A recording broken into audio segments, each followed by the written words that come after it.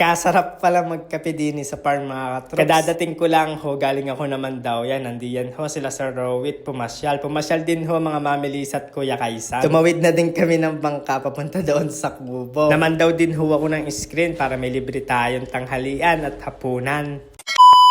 Hi mga troops, magandang buhay! Tara, samahan niyo ho ako ulit sa akin buhay probinsya. Wala muna tayong tanim ngayon mga katroops, gawa ng mataas pa nga ho yung tubig. Kaya tayo mangingisda muna, kaya samahan niyo muna ako mamandaw nitong aking mga umang na mga fish screen. Dahil nga sa tubig, saka madalas ang pag-ulan, yung mga sombrero ko ay sadya naman nagkasira-siraan at nawala na kasi yung barnes na nilagay ko. Ay bibili na lang ako sa mga susunod na araw. Pero pagtsatsagaan ko muna yung mga luma ko. Di yan pala sumisikat yung araw mga troops, sa kabila naman ho lumulubog. Kaya ganda din sa aming probinsya, talagang kitang-kita mo yung sunrise at saka ho sunset. Pagkakalumitaw na ay talaga naman panibagong pag-asa na naman yung darating sa ating buhay. Kaya habang hindi pa po nakakapagtanim, ayan, tayo muna yung mangingisda. At yan nga ho pala si Ka Edgar, nakakasulubong natin. Sadya ho talaga napakaganda ng mga tilapia na nahuhuli namin din sa lawa. Ay talaga napakasarap ho niya at napakasariwa at napakalinamnam ho niyan mga katrops. Talagang hindi ka ho talaga magsasawang kumain ng tilapia kahit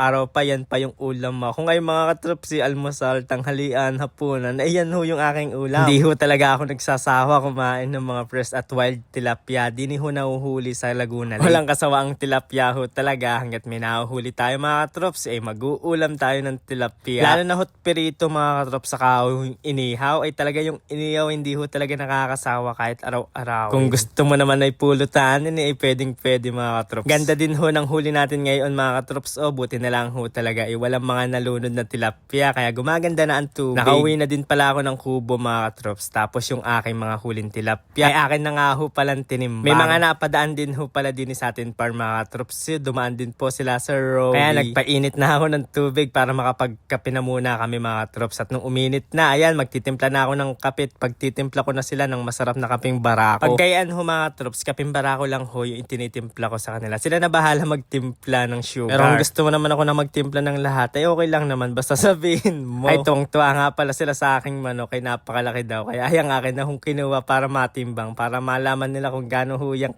bigat. Sabi ko kasi sa kanila ay mabalahibo lang ho talaga yan at malaking tingnan. Pero mataas ho talaga yan mga katrops. Sabi nga ay kung pwede daw ipanabong sa laki. Sabi ko ay pwede naman, yun nga lang ay huwag kang pupusta, baka kayo matalo lang. Yan ho talaga ay pinanlalahi ko lang, pinambibreed ko diyan sa aking mga manok mga katrops, kasi ay nilalagay ko yun sila sa incubator. Yung mga itlog mga katrops ha. Maya-maya lang ho mga katrops ay dumating din ho mga Kuya Kaisan, kasama ho niya yung kanyang anak Mami Lisa, saka ho Daddy yan. Bagong dating, kaya ho iyan, may pasalubong tayong kape mga katrops. So ay talaga naman makakapagkape na naman tayo ng masarap na yan. Maraming salamat ho sa pasalubong. Tapos sabi ko kay Itay ay sila na maghatid doon sa Kubo, ay magbabangka na la. Tama kasi si Itay ay nakasuot na nung kanyang botang pamalakasan, kaya kahit lumusong ay hindi mababaha. Kahit gaano ho kalalim yung baha. Yan, medyo itutulak ko lang gawa ng sayad pa. Nung okay na mga katrops, ayan, babiyahin na sila papunta. Tatawid na papunta diyon sa Kubo. Yung tubig na yan mga katrops, mawawala ho yan pag ho ay naghangin amihan na. Nung nakapunta na ho lahat sa Kubo, ayan, nagtimpla na ako ng masarap ulit na kapeng barako. Kahit mapadalawa at tatlong kape ka, ay talagang hindi ka rin magsasawa. Parang sa tilapia ay talagang hindi ka magsasawa. Habang nagkakape, syempre magkwekwentuhan muna kami. Maya-maya lang mga katrops, ayan, ay umuwi na din sila. Kaya hatid na din ulit ni Itay doon sa karsada gamit ho yung bangka. Siguro mga next month or sa susunod na buwan ay wala na yan. Kaya hindi na kailangan ng bangka para tumawid or pumunta diyan sa ating Kubo. Mga 5 tao yung kasya diyan sa ating bangka mga katrops. Lalo na pag may pakaway mas madali. Yun nga lang hindi pwede kasi pinapasok ko yan sa damuhan, ay sasabit pag meron pakaway. Kaya gayaan muna yung ating bangka, saka na natin naayusin yun, na i-install, natatanggal at naikakabit na pakaway. Saka ako na din ho lalagyan ng motor gamit ho yung grass cutter natin. I-convert natin para diyan, titry natin kung magagawa natin. Alam, muntik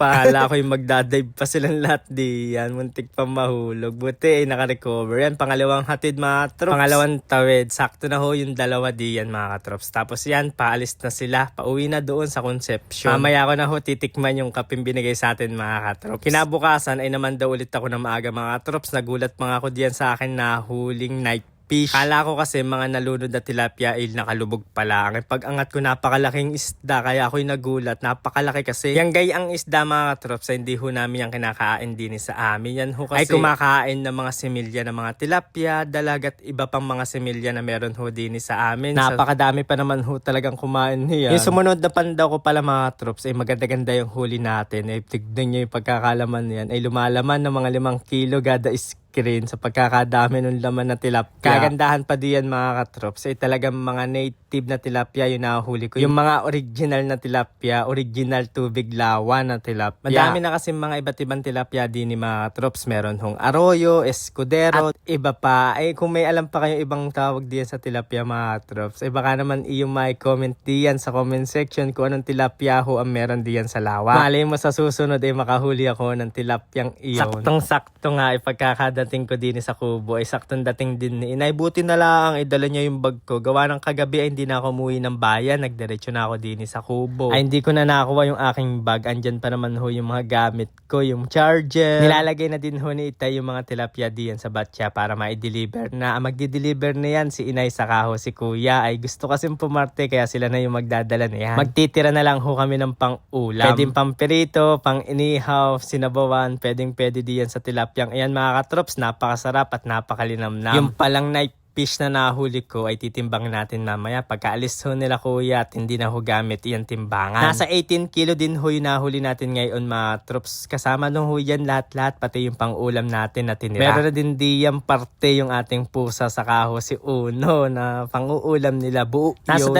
kilot kalahati ho yung nahuli natin night fish mga troops. Sobrang laki yung pumasok sa ating screen na night fish. Habang nagde-deliver sila kuya at inaya naman si Itay ay maglilinis ng ating uulamin. Sinigang sa misuho yung amin luluto para ngayon mga trops. Merong pampaasim na kamyas. Para nagustuhan ko kasing humigop na masarap na sabaw ngayon. Yung mainit-init. Kaya ayan, sinabawan muna tayo diyan sa tilapia. Puro tilapia muna yung ulam natin. Yan pala yung kaisa-isa nating itik mga trops. Ay naglalaro diyan sa may tubig. Padating na din ho sila inay at kuya nag-deliver ng tilapia. Pumasyal din pala ang Tita Rot kaya yan, pupunta na kami ng kubo, tatawid. Nagpalipad din pala ako kaya dala ko yung drone natin. Dahil naabot ko na yung tali, ayan, makakarating na kami doon sa ating kubo at mabilis na makakarating. Mataas pa kasi yung tubig diyan. Ipapastol na din ho ni Itay sila Kalo, Carla at saka ho si Kaloy. Kaya maraming salamat ho sa inyo mga katrops. Love love!